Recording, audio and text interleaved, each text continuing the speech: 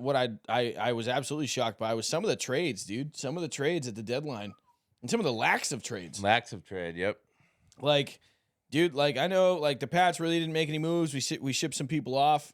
We were in talks, I guess, to get some people in. Didn't really sign anybody, but you know, at the same time, and we have the most cap space, but I feel like that's going to be used in the offseason.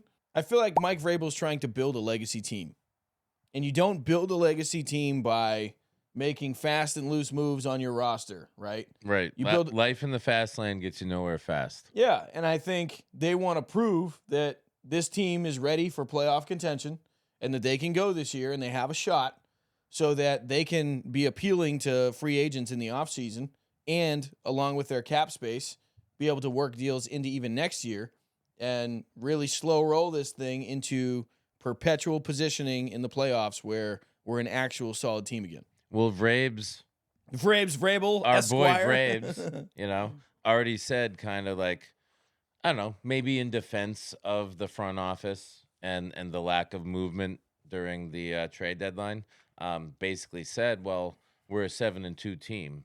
So how much do you really want us to mess with this? Kind of along the lines of, well, if it ain't broke, don't fix it. Yeah. I mean, obviously people are like, well, I mean, a piece here and there. I did hear through Boston Sports Journal was talking about, well, maybe they didn't make any moves because they don't want to kind of upset like the not necessarily the locker room, but the whatever the status quo has been. And again, kind of backing up the idea, well, let's ride this, blah, blah, blah.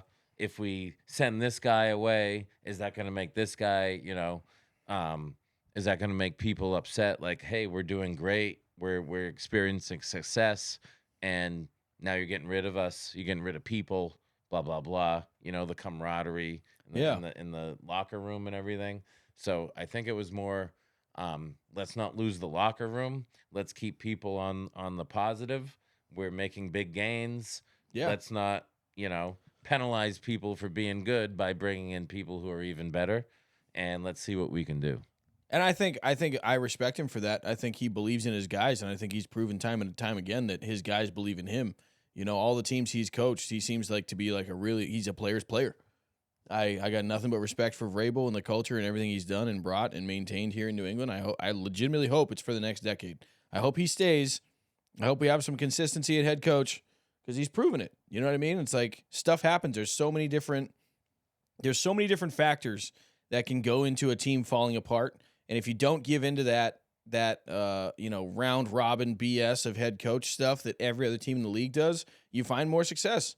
The Steelers, they're the top of the food chain. They've only had a handful of coaches. The Ravens, they've been, perennially in the top of the food chain, only a couple coaches. I think sticking it out with some hot hands, and people that believe that have some vested interest in the team, like Vrabel, I think it's going to benefit us in the long run to keep along for a long-ass time, dude.